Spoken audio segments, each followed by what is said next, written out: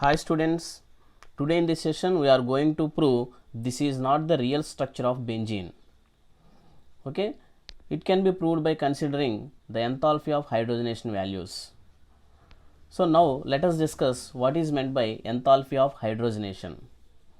So enthalpy of hydrogenation means the change in enthalpy which occurs when 1 mole of unsaturated compound reacts with excess of hydrogen to produce a completely saturated compound at the standard temperature and pressure.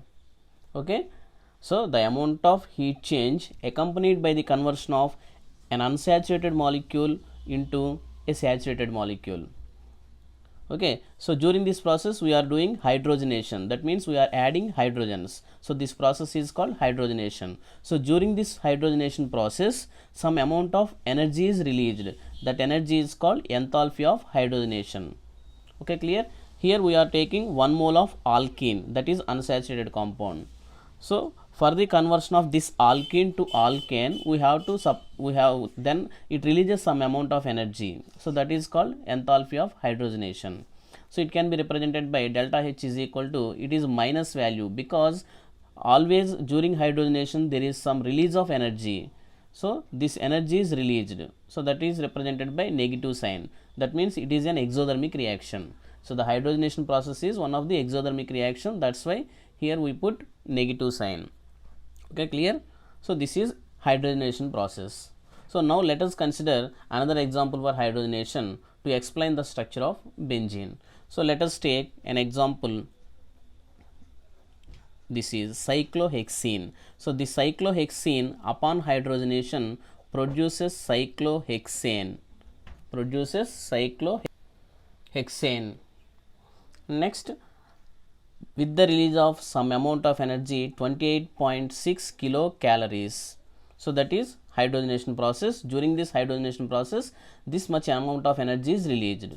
Now let us consider another example, that is cyclohexadiene, which consists of 2 double bonds. So for the hydrogenation of these 2 double bonds we require 2 moles of hydrogen to produce again cyclohexane.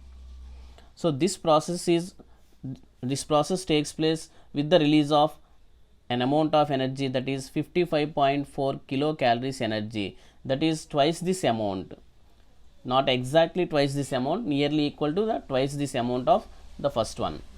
Okay, and next if you take 3 double bonds, that is 3 pi bonds in a molecule, that is this molecule, so we have to consume 3 moles of hydrogen.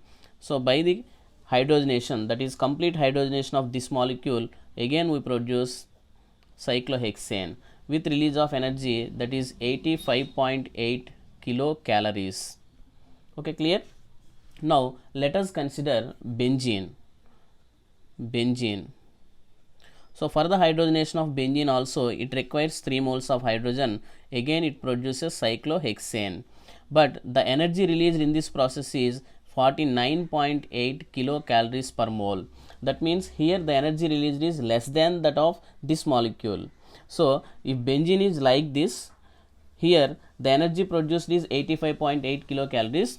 If benzene is like this, here also it produces 85.8 kilocalories energy, but it is not so.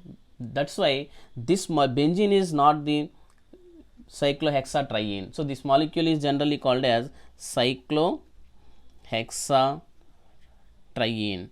So benzene is different from this cyclohexatriene. So there exists another molecule, that is benzene, which is not this molecule. Okay, clear? So by considering heat of hydrogenation value, for benzene the heat of hydrogenation value is 49.8 kilocalories, whereas for this molecule it is 85.8 kilocalories. So in this way we can differentiate between benzene and cyclohexatriene. So here the energy difference is nearly 36 kilocalories.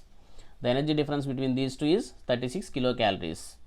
So here if you consider this molecule, so this molecule we can call it as the canonical structure. So this molecule is called canonical structure. So it can exist in 2 different forms, that is these two. So these 2 structures are called resonance structures. So in the next video we will completely discuss about resonance structures and how they are predicted, what are the different resonance structures for different molecules. We can explain in the next video clearly. So now these two are called as canonical structures. Canonical structures. So these two canonical structures will have a resonance hybrid. Thus that resonance hybrid is an intermediate structure of these two canonical structures. So that is like this. So here in these canonical structures there exists double bond character and here single bond character. So here in the resonance structure it is partially exhibit double bonded character and partially exhibit single bonded character. So that's why it is called resonance structure. So in this way we can explain this is cyclohexatriene and this is benzene. So thus cyclohexatriene is different from benzene. So strictly speaking we have to write the structure of benzene is like this, but for our convenience in general way during the process of mechanism we represent like this. So here another concept is there, that is resonance energy. So what is resonance energy? So generally resonance energy means the energy difference between the canonical structures and the resonance hybrid.